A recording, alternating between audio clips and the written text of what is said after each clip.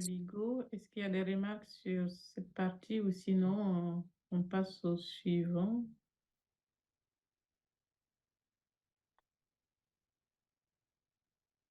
Oui, alors je veux bien, s'il n'y a pas de remarques, je veux bien continuer. Est-ce qu'il y a des remarques ou Allez-y, questions? M. Mélanésie. Alors j'y vais. Je vous remercie. Merci Madame la vice-présidente, merci Madame la rapporteuse et bonjour Mesdames et Messieurs les députés. Je voudrais vous remercier vous aussi moi aussi pour votre invitation. Et étant économiste, j'ai été sollicité pour répondre à vos interrogations sur les effets économiques qui pouvaient être attendus d'une autoroute. Et ce sont des questions qui sont au cœur des questions 5, 6 et 7. Et donc j'y répondrai ici globalement à travers les quelques lignes que je vais vous lire. Mais permettez-moi de commencer mon intervention en vous faisant part d'une forme de désarroi de scientifique face au constat d'échec, on peut dire, de ma discipline, qui n'a pas su transformer les résultats de ses recherches, dont je vais vous parler ici, en recommandations de politique publique qui ont été écoutées par les décideurs. La question pour laquelle vous m'avez invité a en effet une réponse étayée par des décennies d'investigations, aussi bien théoriques qu'empiriques, fondées sur des analyses macroéconomiques, aussi bien que sur de multiples études de terrain. Et cette réponse, en fait, elle a été résumée ainsi par Dominique Dron et Michel Cohen de la qui étaient deux hauts fonctionnaires qui ont écrit ces phrases que je vais vous lire dans un rapport ministériel publié en 2000. J'ouvre les guillemets. Le développement socio-économique par les infrastructures relève plus du slogan que de la réalité. Je ferme les guillemets. Donc, je vais revenir ici en quelques minutes, évidemment, sur les différents résultats de ces travaux de recherche. J'essaierai d'expliquer ensuite quels sont les mécanismes économiques qui sont à l'œuvre et qui expliquent ces résultats. Et puis, je terminerai en revenant sur le désarroi dont je vous ai fait part en ce début d'intervention. Donc, pour commencer, les résultats des études économiques sur les infrastructures. Émile Quinet, que vous connaissez peut-être, qui est économiste français de référence sur les transports, ancien ingénieur général des ponts et chaussées, membre de la Paris School of Economics, et qui a écrit l'ouvrage de référence, un des ouvrages de référence d'économie des transports ces dernières décennies, identifie dans cet ouvrage 3 formes de lien entre le développement des transports, et donc leurs infrastructures, et la croissance. Alors le premier, qui est le plus évident, c'est ce qu'on appelle l'effet de chantier, c'est-à-dire celui qui est observable dans les emplois et revenus directement générés par le chantier de construction. Les effets sur l'emploi de ce type de politique publique s'observent à court terme et sont directement liés à l'intensité en travail de la production de l'infrastructure, qui est aujourd'hui plutôt faible. Sur les grands chantiers de travaux publics, en effet, ceux-ci sont très mécanisés et génèrent beaucoup moins d'emplois à dépenses équivalentes que d'autres types de travaux, comme par exemple ceux de rénovation du bâti. Alors le deuxième lien est plus structurel, lui. Il repose sur l'idée que le développement des infrastructures permet, au niveau d'une économie nationale, de baisser les coûts de transport et donc le prix des produits et des déplacements, ce qui, au final, augmente la consommation des ménages et donc la croissance économique. On a ici un mécanisme global et plus généralement, on a un troisième type de lien. Dans ce troisième type de lien, il est attendu de ces infrastructures qu'elles augmentent le potentiel de croissance des pays en permettant d'intensifier les échanges et donc la concurrence, et j'y reviendrai tout à l'heure. Mais des travaux de recherche montrent que si cela a été vrai, ça ne l'est plus. Je vais citer ici des travaux de Lafourcade et Meyer qui, en 2009, disaient, je cite, « En définitive, la littérature économique est, comme souvent, plus nuancée sur l'impact réel des dépenses d'infrastructures. Si ces dernières ont bel et bien un effet positif, cet effet résulte pour l'essentiel des premiers investissements qui établissent le réseau et non des extensions ou des aménagements effectués à un stade plus avancé. » En gros, sur les autoroutes, cet argument nous dit que les premiers projets d'autoroutes ont certainement rapporté, en augmentant la concurrence au sein du pays, de la croissance supplémentaire, mais qu'aujourd'hui, les barreaux supplémentaires d'autoroutes n'apportent plus cette croissance. Alors, pour continuer, plus que ces effets économiques, finalement, l'espoir mis, ces effets macroéconomiques, pardon, l'espoir mis dans les infrastructures porte surtout sur leurs effets locaux. Et je crois que c'est surtout sur ce point que portent, il me semble, vos interrogations. Alors, sur ce point, c'est-à-dire l'impact local de ces infrastructures, de nombreux travaux de terrain ont été réalisés également. Et je reprendrai à nouveau les mots d'Émile Quinet, qui résume les résultats de ces différents travaux. J'ouvre les guillemets. Si les transports contribuent à augmenter l'activité dans certaines zones, il y a bien sûr des zones où elle se réduit.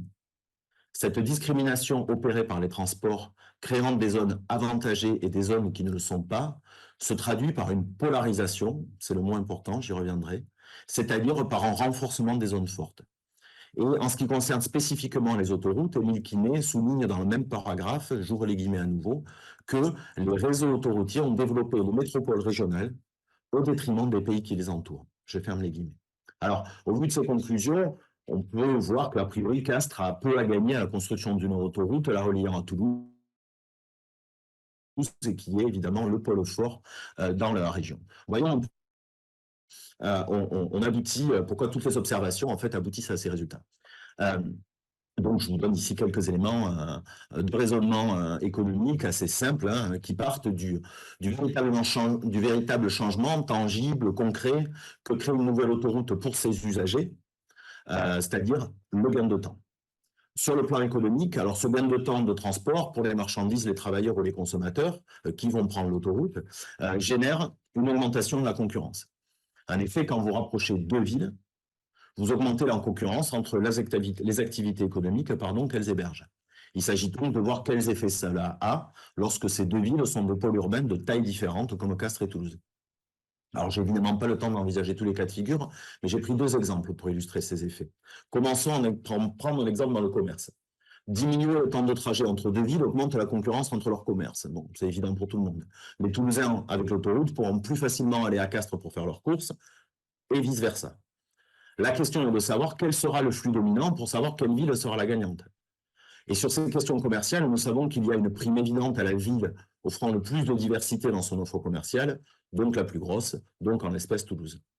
Comme l'indique Émile Quinet, l'autoroute, dans l'extrait que je vous ai donné tout à l'heure, l'autoroute aura vraisemblablement pour effet de polariser l'activité commerciale sur le plus grand centre urbain, aujourd'hui Toulouse.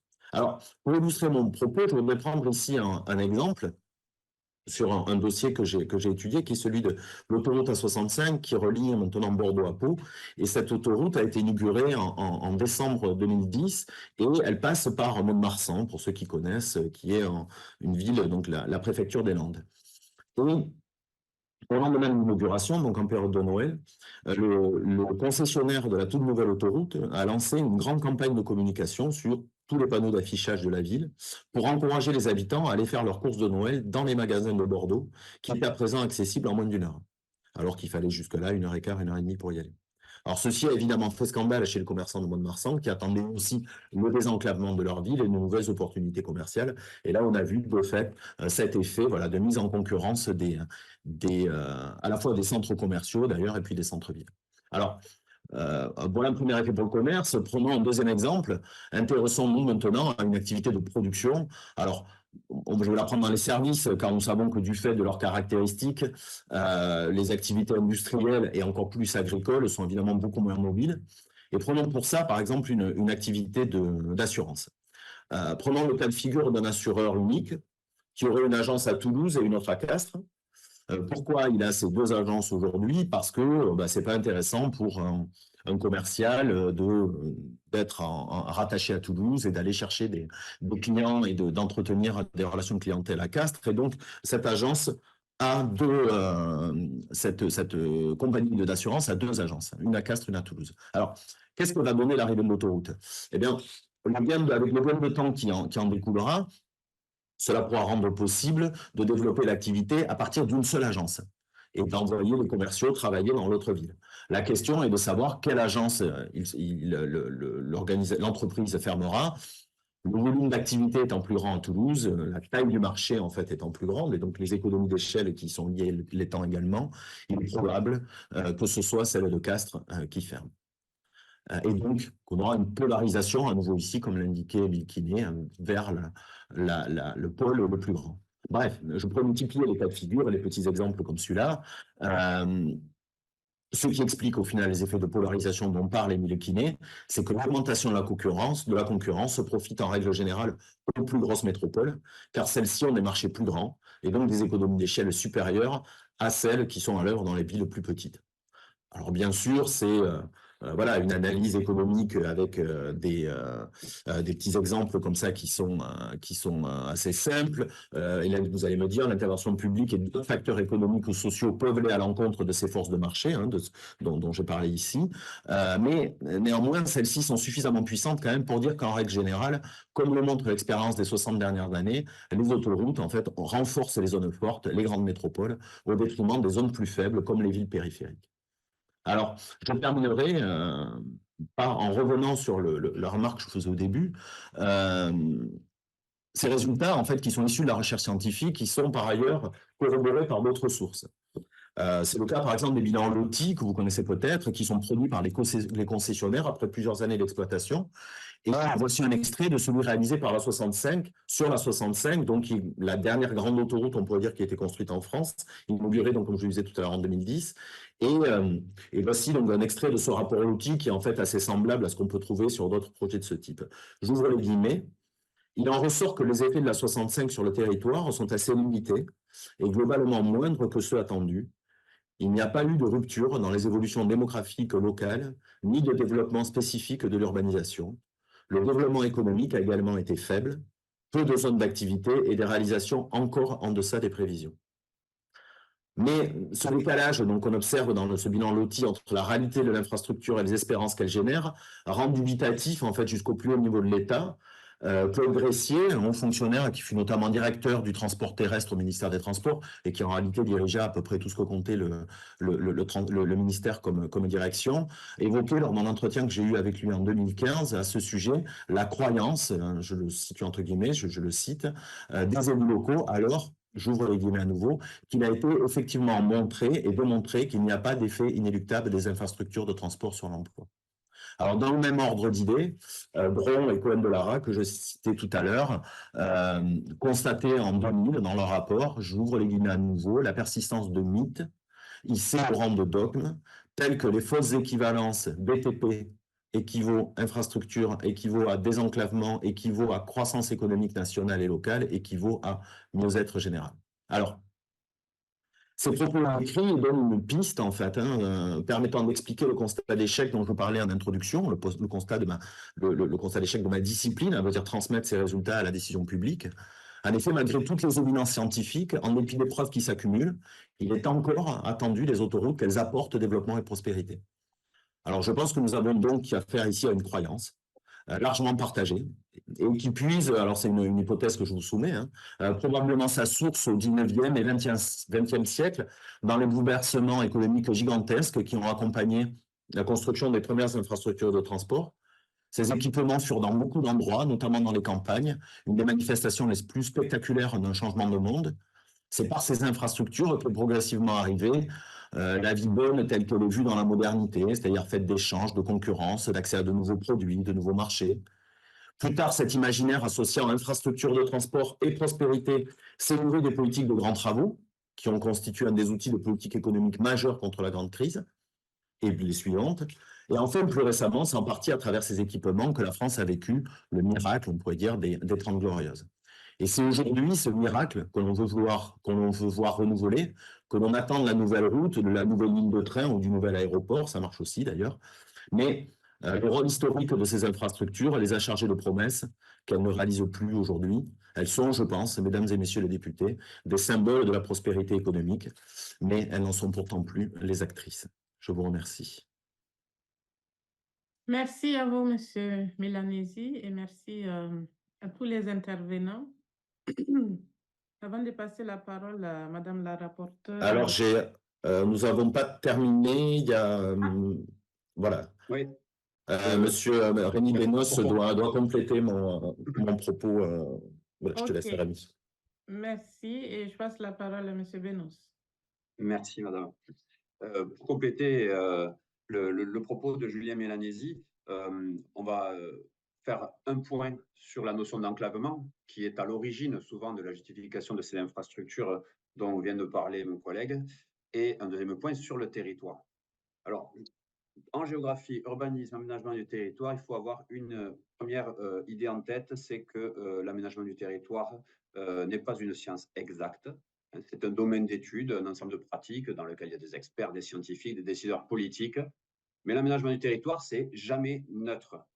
Ça traduit en fait concrètement par l'intervention directe sur la croûte terrestre l'imaginaire des pouvoirs publics et privés, leur représentation, leur projection, leur idéal.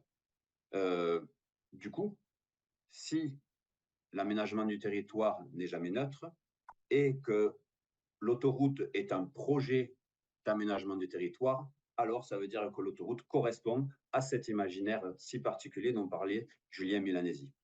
Si on s'intéresse plus spécifiquement à l'aspect de développement économique des villes et des régions, on se rend compte que la plupart des études reposent sur un modèle ancien, en tout cas, qui ne prenait pas en compte les défis environnementaux, climatiques, énergétiques, les questions de solidarité nouvelles à créer, qui correspondent donc à un ancien paradigme, celui de la compétitivité entre les villes au sein d'une région, entre les régions au sein d'un pays, entre pays au sein d'un continent, etc., etc.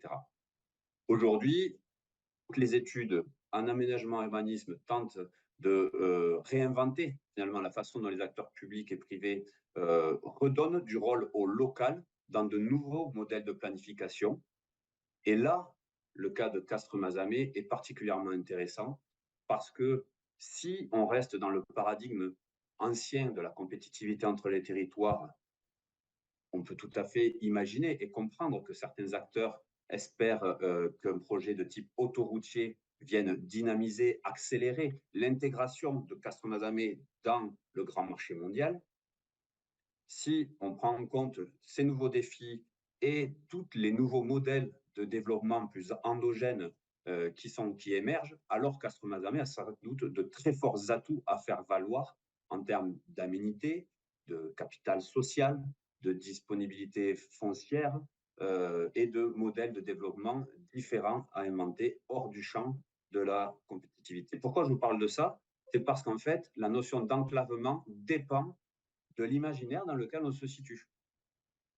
Or, d'un besoin vital d'intégration au grand marché mondial, Castres-Mazamet n'est peut-être pas si enclavé que cela. Alors, en géographie et aménagement, il faut être très clair, la notion d'enclavement est une notion, ce n'est pas un concept opératoire qui permettrait de décrire précisément ce qui se passe sur un territoire. L'enclavement, c'est un sentiment d'être enclavé. Et d'ailleurs, je vous citerai là aussi, comme Julien Milanesi, je prends des références qui peuvent paraître anciennes pour insister sur la façon dont les disciplines scientifiques répètent la même chose depuis des dizaines d'années. Je vous cite en 1985, donc 30 ans, lors d'un grand colloque organisé sur la notion de désenclavement, on est en 1985, André Vigarrier, un géographe, se satisfaisait dans sa conclusion de constater qu'il fallait, heureusement que les scientifiques ne parlaient pas trop d'enclavement avec beaucoup d'objectivité, parce qu'en fait c'était quelque chose de subjectif, qu'on parlait de sentiment de désenclavement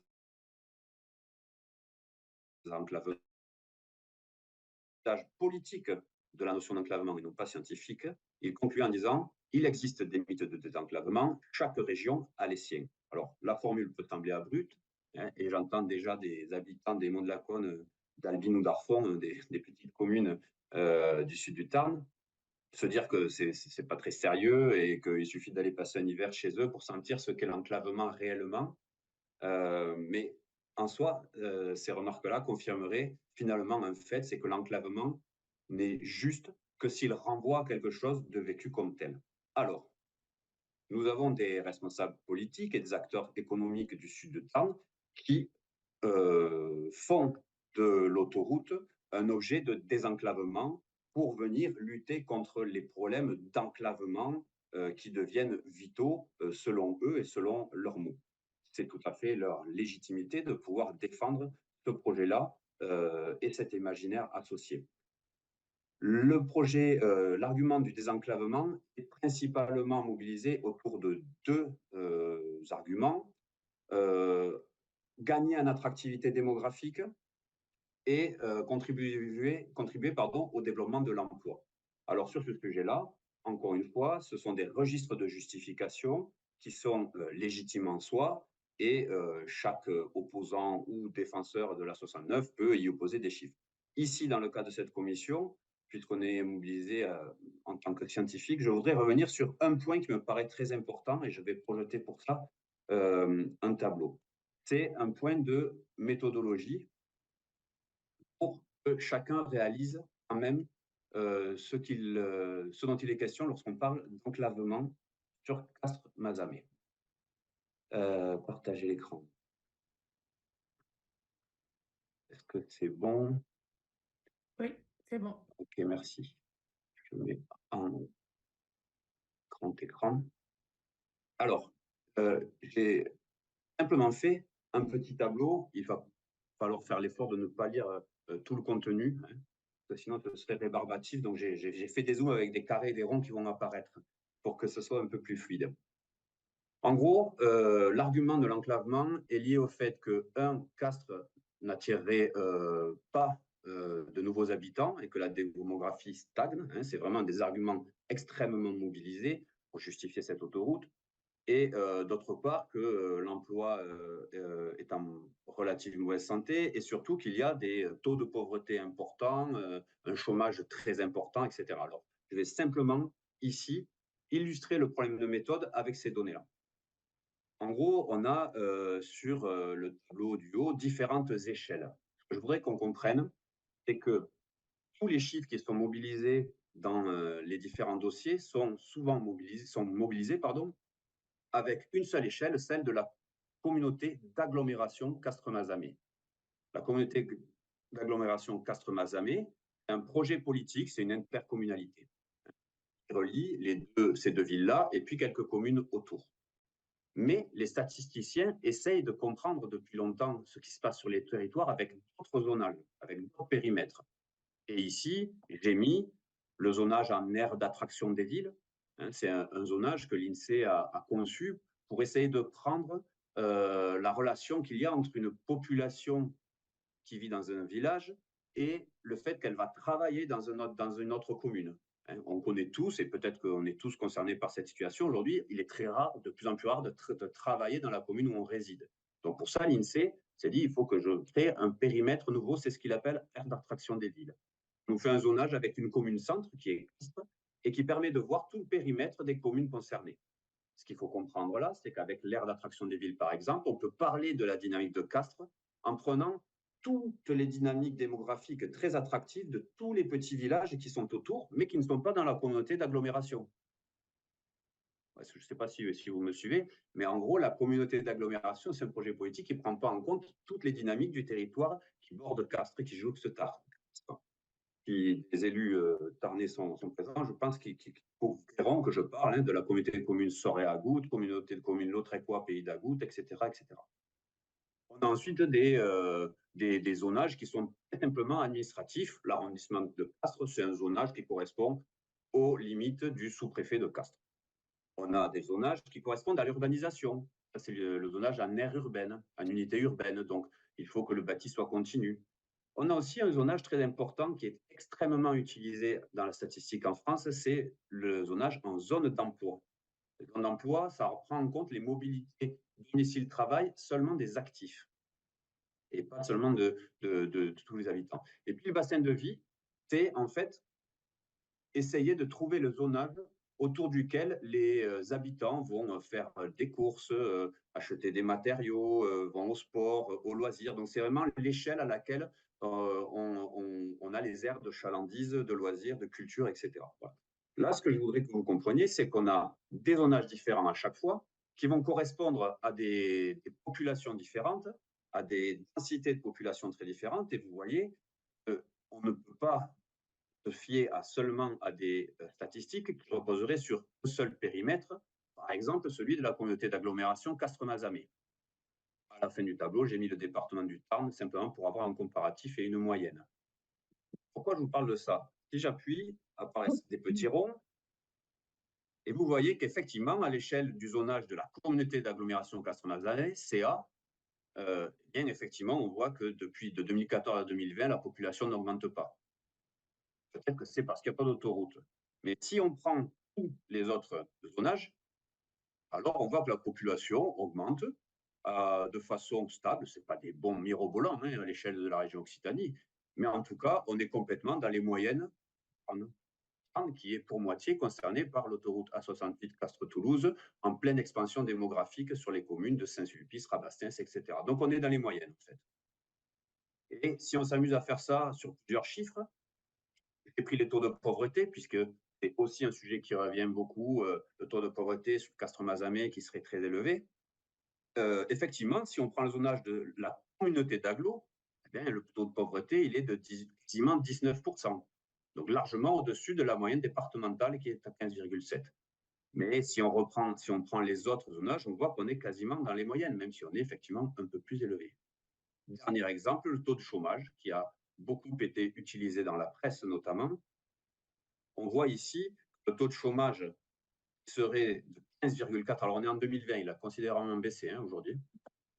En 2020, on avait donc 15,4, ce sont des chiffres qui ont été cités, avec une moyenne de 12,8 dans le département. On voit qu'en fait, si on prend vraiment ce qui correspond au territoire castré, c'est-à-dire qu'on ne peut pas se fier seulement à des découpages strictement de projets politiques, mais qui correspondent au fait que les habitants n'ont que faire de savoir s'ils passent d'une communauté de communes à une communauté d'agglo ou autre dans leur choix de stratégie résidentielle et d'employabilité, alors on voit qu'on est complètement dans des moyennes classiques. Ça nous amène, pour terminer, à pouvoir trouver des cartes sur le site de la Statistique nationale. Elles sont disponibles, c'est des cartes produites par l'INSEE, je n'ai touché à rien du tout, qui montrent que Castres est un essor démographique alors que ce n'est pas le cas d'Albi. On voit par contre, si vous voyez la ville d'Albi en direction de Toulouse, sur la gauche vers l'ouest, on voit très bien l'axe de développement avec l'attractivité de toutes les villes qui se développent. Une question de savoir si c'est le projet pour le long de l'axe Toulouse-Castres. On voit aussi d'ailleurs, juste en bas de Castres à gauche, donc au sud-ouest de Castres, vous voyez très bien toutes ces petites communes attractives en développement dont je parlais, qui ne font pas partie des statistiques mobilisées habituellement. Et pour terminer, je projette cette carte. Là, on est à l'échelle de l'Occitanie entière. Au centre, vous avez marqué Albi. C'est le département du Tarn. Ce sont les 2 arrondissements du département du Tarn. Et vous voyez que sur les taux de chômage, 2024, on est sur des taux de moyenne tout à fait équivalents, quels que soient les arrondissements et à l'échelle de la région. Donc, ce que je voudrais ici souligner, c'est que la question de l'enclavement et de la mobilisation de ce registre de justification de l'enclavement en mobilisant les données démographiques et d'employabilité ou les données sociales mérite vraiment à chaque fois, d'un point de vue méthodologique, d'être précisément analysé parce que sinon on peut simplement passer à côté des dynamiques réelles des territoires et donc avoir des arguments qui ne correspondent pas. Je vous remercie. Alors, merci.